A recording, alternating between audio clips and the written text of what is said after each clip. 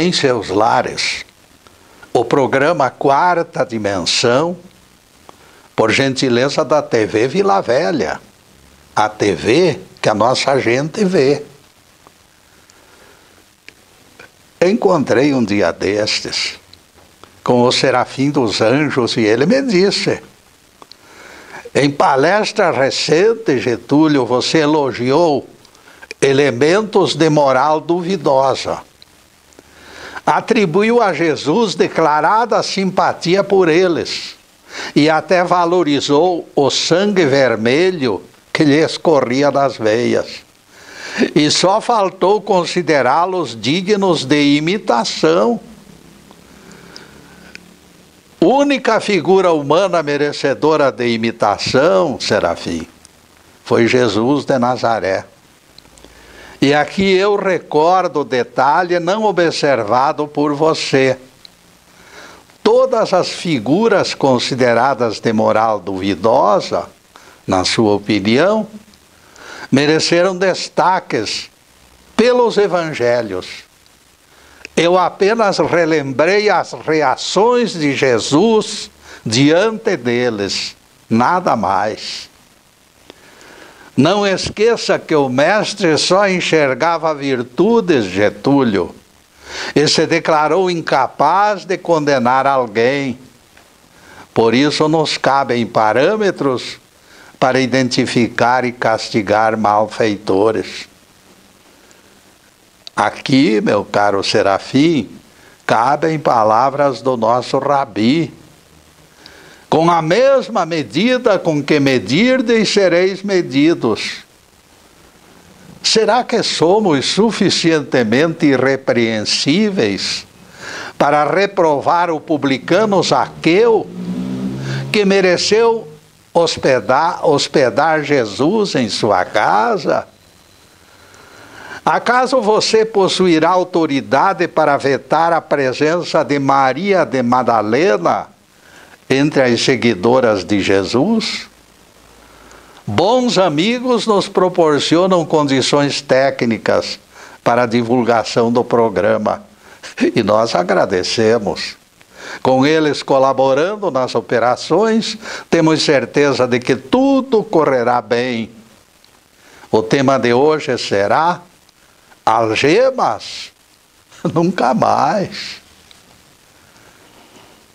Garoto desconhecido, eu nunca vi.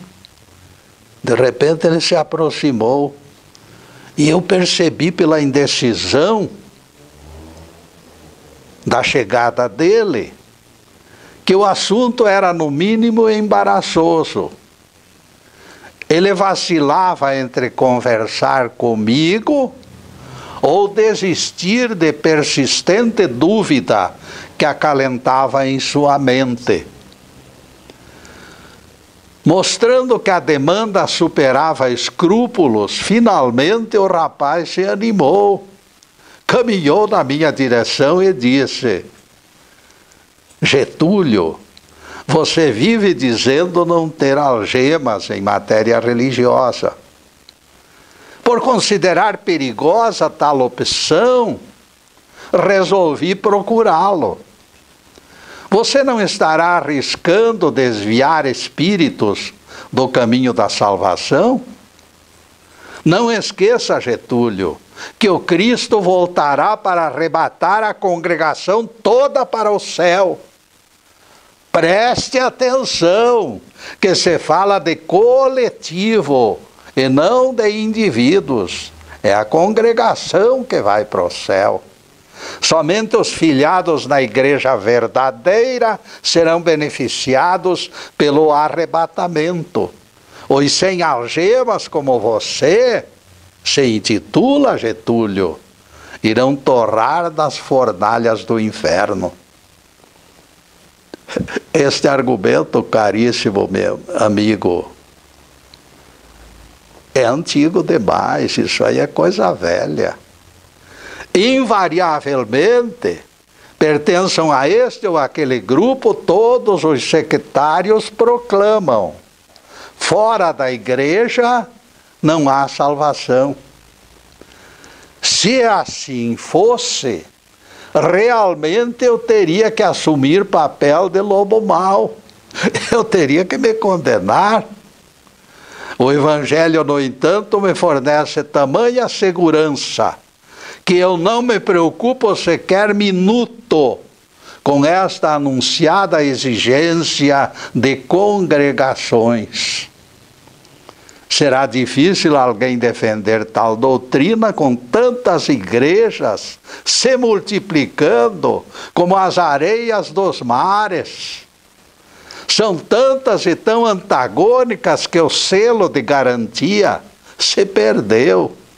Cada qual puxa brasas para a sua sardinha e não existe consenso.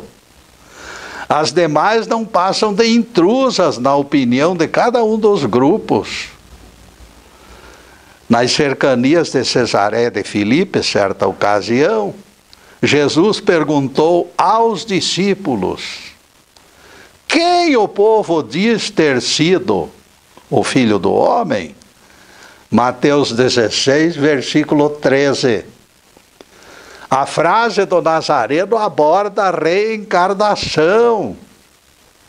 O mestre desejava saber o antepassado no qual o seu espírito reencarnara na imaginação dos conterrâneos. E eles responderam. Uns o apontam como João Batista, Elias, e ainda outros como Jeremias ou algum dos profetas. Mas o Nazareno estava mais interessado na opinião dos assessores, mais chegados a ele. E vós, quem dizeis que eu terei sido? Mateus 16, versículo 15. Simão Pedro, sem vacilar, logo extravasou sua versão, sempre passional. Simão Pedro não falou simplesmente. Ele pôs para fora, entusiasmado, aquilo que ocupava espaços dentro de sua alma. Tu és o Cristo, o Filho do Deus vivo. Mateus 16, versículo 16. Então Jesus disse: bem-aventurado és, Simão Barjonas, porque não foi a carne e sangue que te revelou, mas meu Pai que está nos céus. Também eu te digo que tu és Pedro, e sobre esta pedra edificarei a minha igreja, e as portas do inferno não prevalecerão sobre ela. Mateus 16, versículos 17 e 18.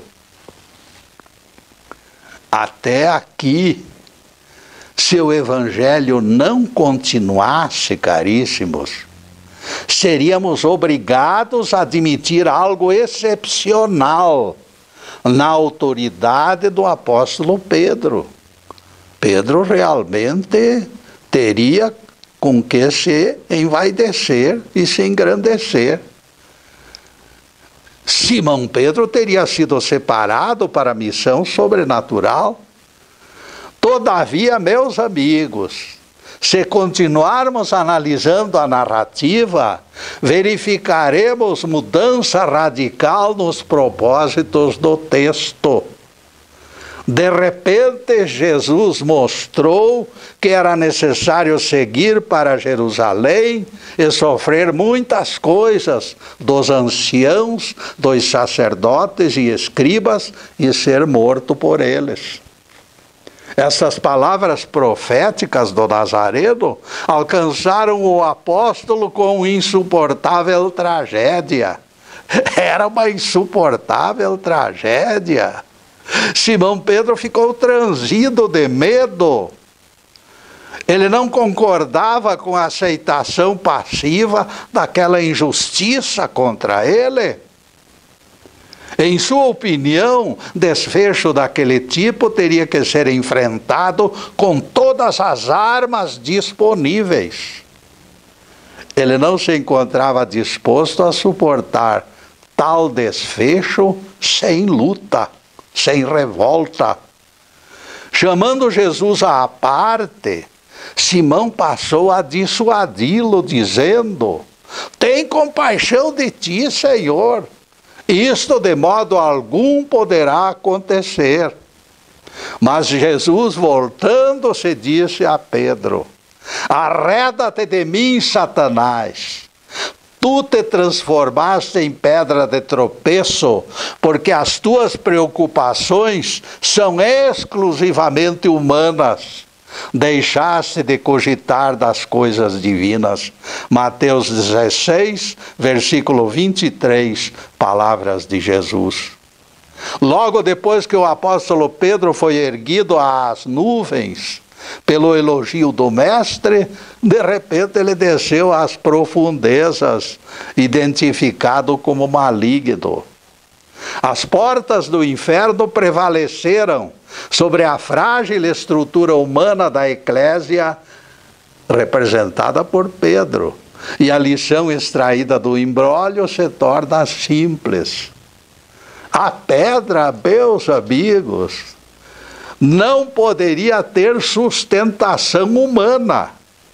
Minutos depois, Pedro, bem-aventurado, exibia carranca satânica. É preciso analisar isto aqui. As portas do inferno destruíram o mito de homem fantasiado de comandante supremo. E a dúvida suscita uma pergunta: onde andará esta pedra sobre a qual as portas do inferno não prevalecerão? Para quem acredita no Cristo interno, a resposta é simples. O elemento divino em Simão Bar-Jonas, aquele Cristo dentro de Simão Bar-Jonas, fornecerá o testemunho, arrancando de mãos humanas aquilo que é patrimônio exclusivo do reino de Deus.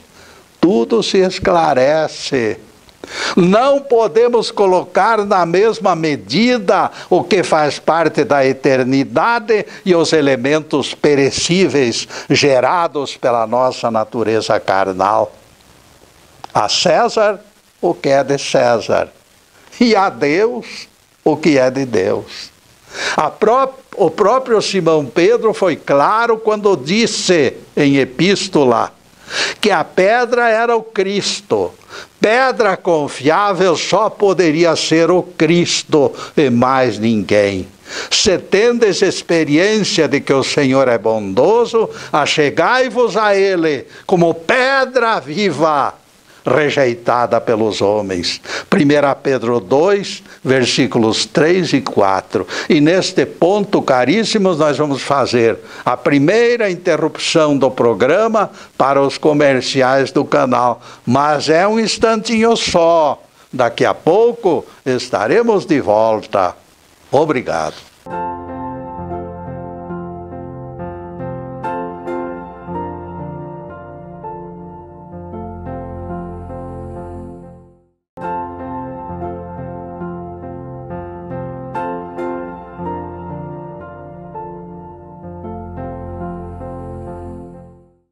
E já estamos no segundo bloco do programa Quarta Dimensão.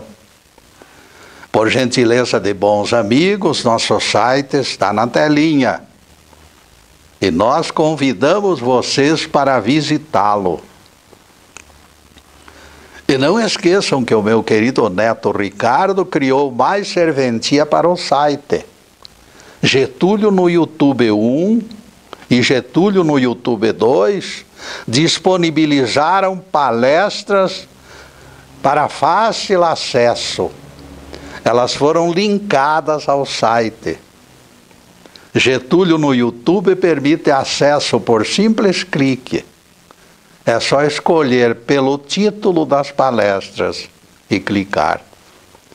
Nosso amigo Zube, embora aposentado, é provedor de palestras no YouTube. Obrigado, Zube. Outro aviso importante: este programa está sendo gravado nos estúdios Fernando Martins. Algumas das minhas palestras anteriores podem ser encontradas no Facebook Live TV PG, que está à disposição dos telespectadores em qualquer horário. Em seguida, a continuação do tema de hoje, algemas, nunca mais. A pedra viva, meus caros, sempre foi o Deus interno que se manifestou pela boca de Simão Barjonas. Sobre esta pedra, é claro que concordamos de todo o coração. As forças do astral inferior jamais prevalecerão. Dia desses escutei pregador comentando o episódio. Ele fazia questão de frisar a impossibilidade absoluta de alguém professar cristianismo sem registro em igreja. Somente neste aconchego nos livraremos do mal. Na opinião dele, a Assembleia de Cristãos gerava o único antídoto capaz de eliminar o veneno da descrença. Idealistas congregados parecem muralhas sólidas, dizia ele, protegendo vidas e o patrimônio dos filhos da promessa. Refúgio seguro, proclamava o doutrinador, somente debaixo deste guarda-chuva coletivo que pertence à graça divina e que é dado por ela. E o sujeito rematou de forma teatral. Aqui fora, longe do poder da eclésia, ficaremos vulneráveis. Apresentou variados argumentos, sempre combatendo a jornada solitária dos que rejeitam algemas. Então, ele largou sua arma secreta, que considero obra-prima de incoerência. Não existe outra igual. Ele defendeu o apóstolo Simão dizendo: Jesus não falava com Pedro quando o ordenou: vá para trás, Satanás. O mestre se dirigia a espírito maligno que se encontrava quase encostado no apóstolo, olhando por cima dos seus ombros. Veja a imaginação do cara. Isto nos obriga a registrar nossa perplexidade. Se ele pregava que a igreja mantinha Satanás afastado, como podia Pedro, ao lado de Jesus, estar com Satanás grudado nele? Além de tudo, ainda o sujeito é incoerente. Apóstolos em reunião, Jesus no meio deles. Será que o evento não seria suficiente para manter este Satanás longe? Tal conclusão, sem pé nem cabeça, representa até mesmo a avaliação desrespeitosa da inteligência dos próprios componentes daquele grupo. Ele estava zombando da inteligência deles. Tem faltado discernimento para enxergar que algo mais sério alcançaria resultados bem melhores. Não adianta carregar Bíblia embaixo do braço, caríssimo. Antes de espalhar doutrinas contraditórias, seria mais adequado analisar o texto com dobrada atenção, estudar mais. Se você diz que a Assembleia de Cristãos afasta os malignos, Simão Barjonas não poderia ser assediado por obsessores. Algo não está combinando em sua fantástica teoria. No meu entendimento, sem algemas, eu nem mesmo acredito nesse Satanás inventado pelos teólogos. Isso é burla, conversa fiada. Jesus apontou o próprio Pedro como catalisador de miasmas. Vejam que o significado real da palavra Satanás é adversário, adversário de Deus.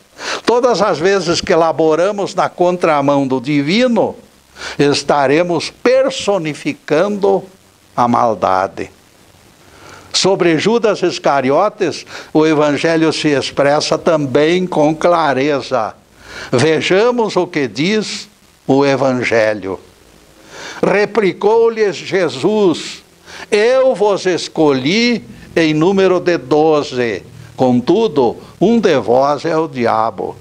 Ele se referia a Judas, filho de Simão Iscariotes, aquele que haveria de traí-lo.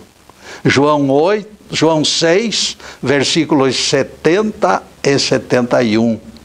Encarnado ou desencarnado, no momento que alguém quer o que Deus não quer, estará personificando a entidade maligna, qualquer de nós. Toda vez que nós contrariamos Deus, nós estaremos do outro lado, isto é, do lado do mal. Aquela criaturinha de rabo e chifre que tem sido utilizada para assustar crianças, não passa de algo lendário. Ninguém se assuste, meus amigos. Aquilo nunca existiu. Quando Jesus disse a Pedro: vá para trás, Satanás, ele falava com Pedro mesmo, de carne e osso. Naquele momento, Simão Barjonas se tornara o Satanás de plantão. E digo mais, e a minha afirmação será confirmada em Apocalipse. Aquele que tem entendimento, calcule o número da besta, pois é número de homem. Apocalipse 13, verso 18. Vejam que a besta está vinculada ao homem. O número de homem é número de homem, conforme o texto nos diz. Simão Pedro, em Cesareia de Filipe, personificou esta figura da besta, que é tudo a mesma coisa. É a figura do mal, do maligno. Ele se tornou adversário de Deus quando insistiu para que Jesus resistisse à loucura da cruz. A vida estava boa demais e o apóstolo não concordava com o que considerava sacrifício desnecessário. Judas Iscariotes, ao conceber o plano da traição, também assumiu oposição explícita ao Senhor Deus. Ele foi apelidado Diabo pelo próprio Jesus. O mestre acompanhava nos mínimos detalhes o que ocorria na mente e no coração dos apóstolos. A liberdade deles, porém, embora os arrastando para os caminhos tenebrosos, jamais foi violada. E o grande questionamento surge diante de nós, nos desafiando. Se Deus e o Cristo preservam nossa autonomia, por que atribuir à Eclésia o inadequado papel de disciplinadora? Abel e Caim pertenciam à comunidade onde Jeová sempre esteve. Jeová sempre esteve conversando com eles ali por perto. Apesar de viver na comunidade, conversando e censurando os filhos de Adão e Eva, Jeová não impediu que Caim matasse Abel. E isto é significativo. Por que Jeová não impediu o crime? Pela simples razão de que o nosso espírito deve ser responsável pelos seus atos. Não somos rebanhos de carneiros, tangidos para o matadouro, sem consciência do que os espera. Somos espíritos individualizados, libertos para discernir, e não será lícito rezarmos pela cartilha de terceiros, especialmente pela cartilha de teólogos. Quando eu afirmo a ausência de algemas, eu declaro minha independência e a minha liberdade. Quero continuar sendo alguém que pensa e raciocina, iluminado pelos ditames da própria consciência. E nesta consciência, caríssimos, nós vamos fazer mais uma pequena interrupção no programa para os comerciais do canal, mas é um instantinho só. Daqui a pouco estaremos de volta. Obrigado.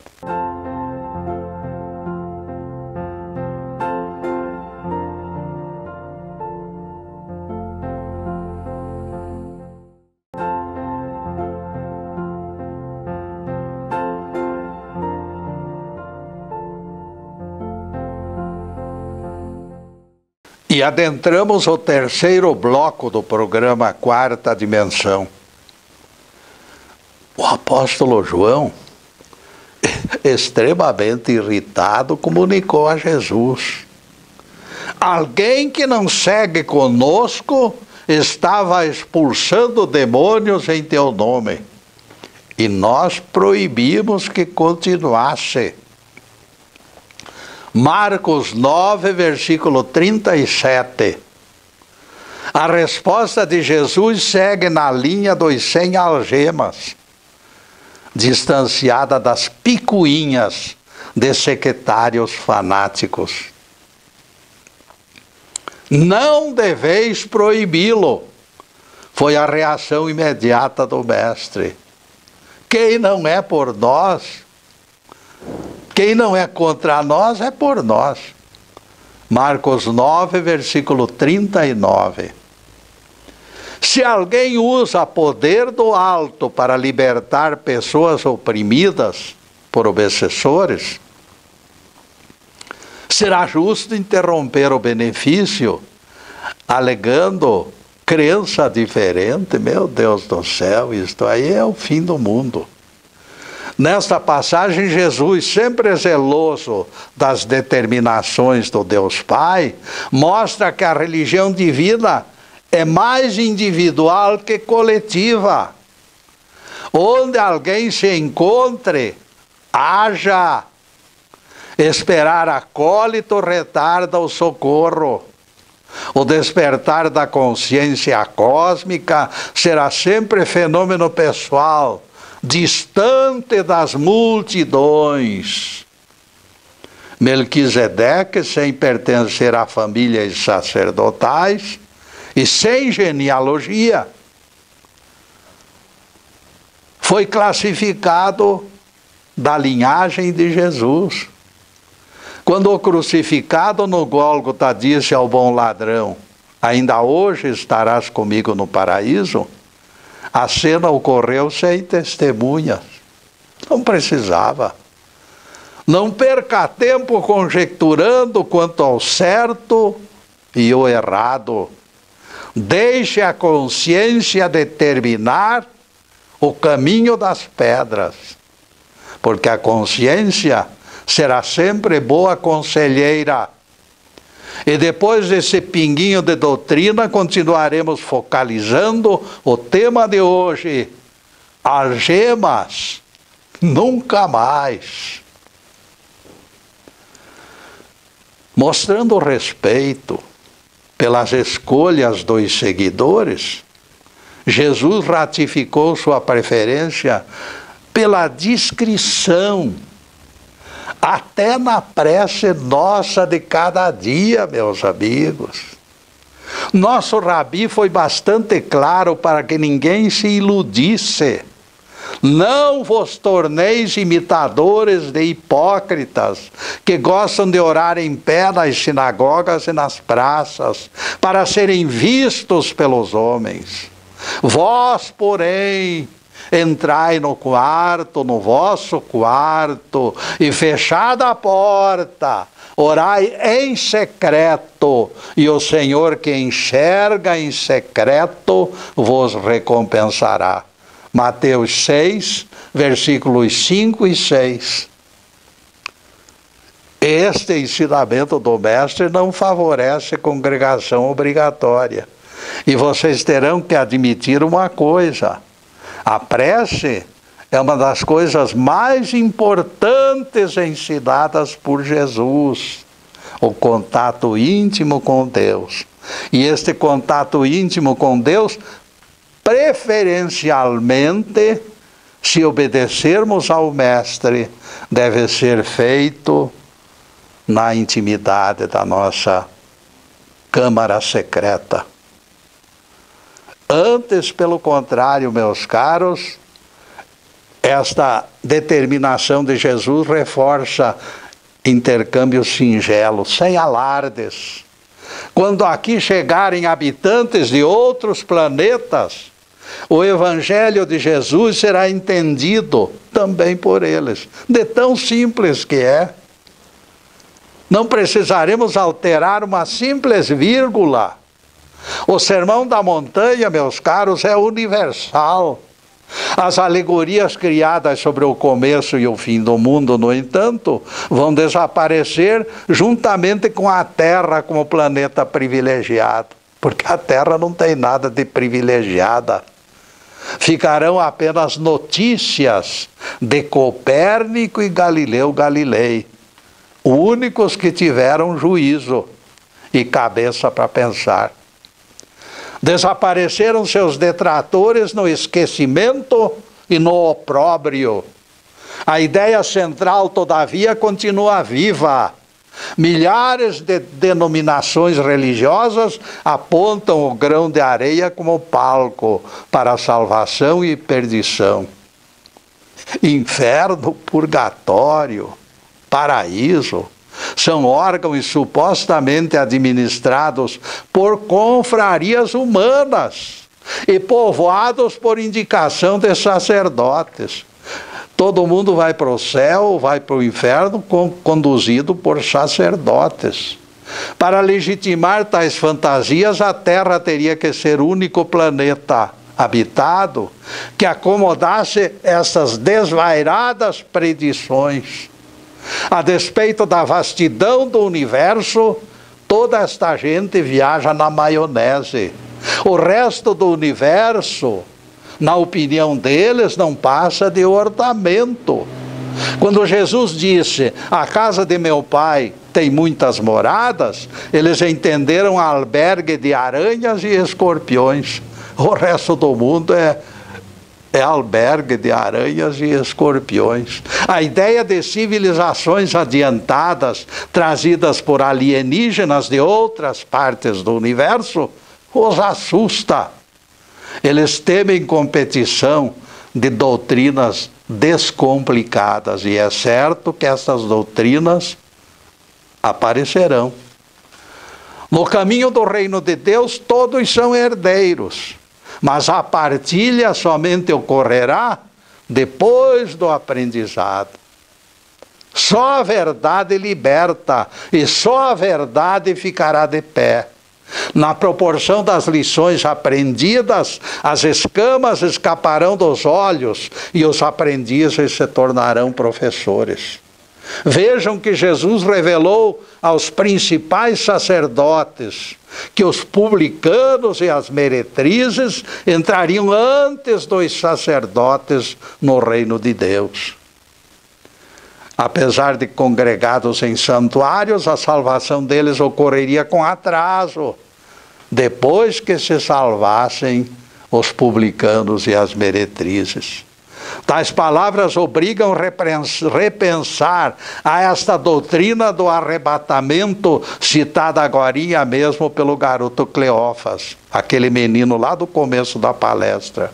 Se Jesus revela acolhimento dos espíritos em épocas diferenciadas, como aceitaremos transferência de religião inteira para os céus? Se sacerdotes esperam publicanos e pecadores na dianteira deles, não enxergamos razões para discordar de Jesus. Jesus está colocando uma fila na direção da salvação. Mesmo porque a religião deles também possui sacerdotes. Percebam, amigos, que as portas se abrem pela vontade soberana de Deus, independente de igrejas. Vejam que na parábola das 10 virgens, Jesus incluiu todas elas como pertencentes ao reino. Jesus disse, o reino dos céus é semelhante a 10 virgens. Mateus 25, versículo 1. Congregadas ou não, todas teriam vez. Todas as criaturas, prudentes ou imprudentes. Isto não impediu que 5 delas, por não conservarem azeite nas lamparinas, fossem expulsas da Assembleia. A Eclésia as deixou livres para que consultassem as suas consciências. Aquelas 5 não se salvaram na ocasião, apesar de se encontrarem na Assembleia. Então eu chego ao ponto exato do meu raciocínio. Se vocês desejam igreja como local confortável para fazer o bem, eu concordo com vocês.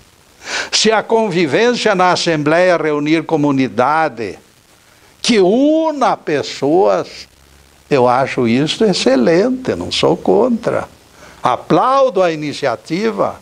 Jamais critiquei grupos entregues ao socorro, porque o socorro ao próximo é que nos salva. Que mais e mais espaços surjam para eficiente atendimento. Tarefas deste tipo devem ser incentivadas. Que isto ocorra de maneira espontânea, porém. Ninguém joga anzol com segundas intenções, querendo caçar, querendo pescar dízimos. Nada justifica exigir contribuições, especialmente quando o próprio Jesus redimensiona a forma de adoração. A mulher samaritana disse ao mestre: nossos pais adoraram nesse monte. Vós, entretanto, dizeis que em Jerusalém é onde o Pai deve ser adorado. E Jesus lhe disse: mulher, chegou a hora em que nem no monte nem no templo adorareis ao Pai, porque Deus é Espírito e em Espírito deve ser adorado. Fundamentado nestas palavras, eu reafirmo: nada existe de mágico neste aparato que os homens construíram. O verdadeiro templo é o coração da criatura, como diz o Evangelho: vós sois o templo do Deus vivo. Tenho 1000 razões para não carregar algemas. Tudo que se divulgar fora disto é tentativa de estelionato, é maneira astuciosa de colocar máscara no rosto da verdade. O apóstolo Paulo, em seu discurso em Atenas, disse algo diante da qual os pregadores cristãos silenciaram e ficaram lá no seu canto sem explicar. Vocês querem saber quais foram estas palavras perturbadoras? O Deus que fez o mundo e tudo que nele existe não habita em santuários feitos por mãos humanas. Atos 17, versículo 24. E neste ponto, caríssimos, nós vamos fazer mais uma pequenina interrupção no programa para os comerciais do canal, mas é um instantinho só. Daqui a pouco estaremos de volta. Obrigado.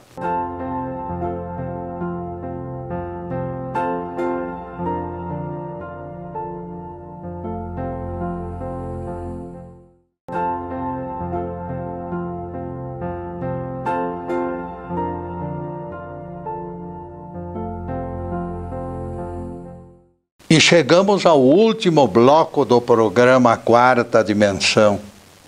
E anotem na agenda: toda sexta-feira é nosso dia de encontro, aqui na TV Vila Velha, caríssimos. A partir das 15h30 da sexta-feira, páginas da Bíblia e do Evangelho estarão sendo explicadas ao vivo e a cores. Para a próxima semana já estamos cogitando outro tema, igualmente instrutivo. Em seguida, os últimos questionamentos sobre o assunto em estudo. Algemas? Nunca mais. Os cristãos de Roma, praticantes de cristianismo autêntico, se reuniam nas catacumbas romanas, lá nos primórdios. Isto lá no 1º século. O recanto onde eles permutavam suas experiências era acanhado, inóspito e até deprimente. Ninguém reclamava, porém. Em nossos tempos, basta que pregador se torne conhecido e logo constrói santuário, sempre maior que os seus competidores. Porque eles querem grandeza, eles querem aparecer, eles querem esmagar a competição. Esquecem de propósito as palavras de Jesus para a samaritana. Chegou a hora em que nem no monte, nem no templo adorareis ao Pai, porque Deus é Espírito e em Espírito deve ser adorado. Eles querem se impor como melhores, pelas edificações enormes, faraônicas, e de repente também pelo grito, porque eles gritam alto. Quem canta hinos, rebola com destreza e dramatiza a louvação, este será preferido, na opinião deles. Os cristãos primitivos, sem espaço para exibições, no entanto, os superavam. Sabe por quê? Pela qualidade da crença, pela humildade, pelo coração puro. Para Deus, que não é deficiente auditivo, o débil sussurro do crente sincero se torna superiormente audível. Lá no interior do seu quarto, sozinho, entregue à profunda meditação, aquela criatura se aproxima de Deus. Deus jamais foi alienado ou surdo. Dentro da boa tradição dos profetas do passado, os cristãos primitivos conheciam o doce intercâmbio do Senhor com os seus filhos. Porque isto diz o excelso e o sublime, na proclamação maravilhosa de Isaías: eu habito nas alturas, mas também moro no coração dos contritos e humildes. Isaías 57, verso 15. Palavras de Jeová Deus. Vejam que maravilha, meus caros. Nós temos Deus no coração e a nossa consciência é o reflexo de Deus. O legítimo santuário é o coração do ser humano. Estudiosos da Bíblia, interesseiros, preferem fechar os ouvidos. O certo, na opinião deles, não é aquilo que o Evangelho proclama, mas o sentido teológico dos intérpretes. Eles degustam o prato feito dos catedráticos. Será preciso congregar para reivindicar favores divinos, gritam eles em altas vozes. Eu respondo pela voz do Jeremias. Ainda que Moisés e Samuel se colocassem diante de mim, meu coração não se inclinaria para este povo. Retirai-vos da minha presença, que saiam todos. Jeremias 15, versículo 1, palavras de Jeová. Não adiantam súplicas de sacerdotes célebres, gente cantando e rebolando, todo mundo jejuando e pagando o dízimo. Isto é muito relativo. Nem Moisés nem Samuel tiveram suficientes argumentos para mudar a disposição de Jeová. E Jeová remata a questão informando por Jeremias: quando te perguntarem, para onde iremos? A tua resposta deverá ser: uns para a morte, outros para a espada, outros para a fome, e ainda alguns para o cativeiro, porque eu os punirei. Promete Jeová em Jeremias 15, versículos 2 e 3. Vejam que a coisa para os malfeitores não está nada agradável, não. O sujeito pode pensar que está livre de tudo e que vai gastar os milhões que roubou das arcas do tesouro, e de repente tudo isto pode acontecer porque Deus é justo. Ninguém se iluda em busca de proteção depois do mal feito, porque o procedimento se encontra acima de liturgias e cerimônias.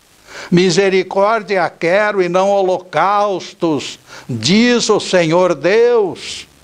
O Cristo juiz não irá a esta ou aquela igreja para recrutar eleitos, não. De todas elas, os espíritos solidários serão destacados para compor as coortes bem-aventuradas da nova terra. Vinde, benditos de meu Pai, entrai na posse do reino preparado para vós desde o começo do mundo, porque tive fome e me destes de comer, tive sede e me destes de beber, era forasteiro e me hospedastes, estava nu e me vestistes, preso e doente e me foste ver. Mateus 25, versículos 34 a 36. Palavras de Jesus.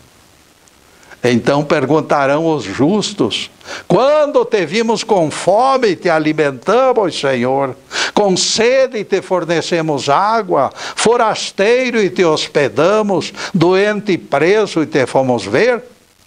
Mateus 25, versículos 37 a 39. Os solidários comporão a verdadeira igreja do Cristo. Estarão na fila gigantesca criaturas estranhas, muito estranhas. Beduínos queimados pelo sol do deserto, que cavaram poços para populações sem água. Enfermeiras que atravessaram madrugadas velando enfermos. Médicos cuja profissão foi sacerdócio. Artífices da palavra consoladora que reconstruíram esperanças.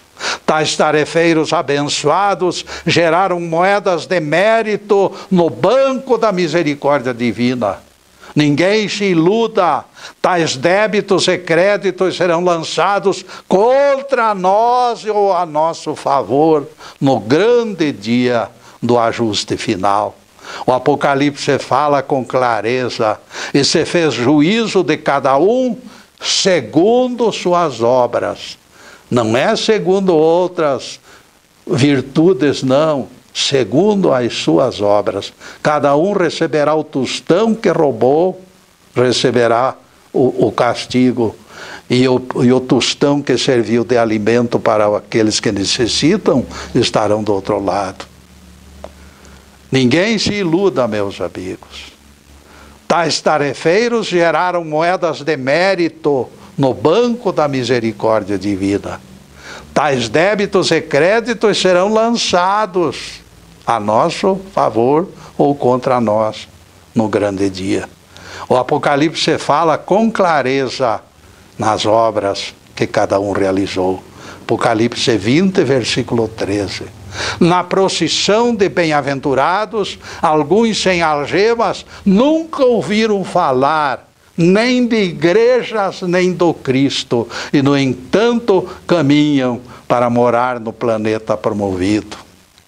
Eles foram flagrados em tarefas de amor e renúncia, e nem compreendem a razão de que ali se encontram. Não foram sacerdotes nem acólitos, nem jejuaram, nem cantaram hinos.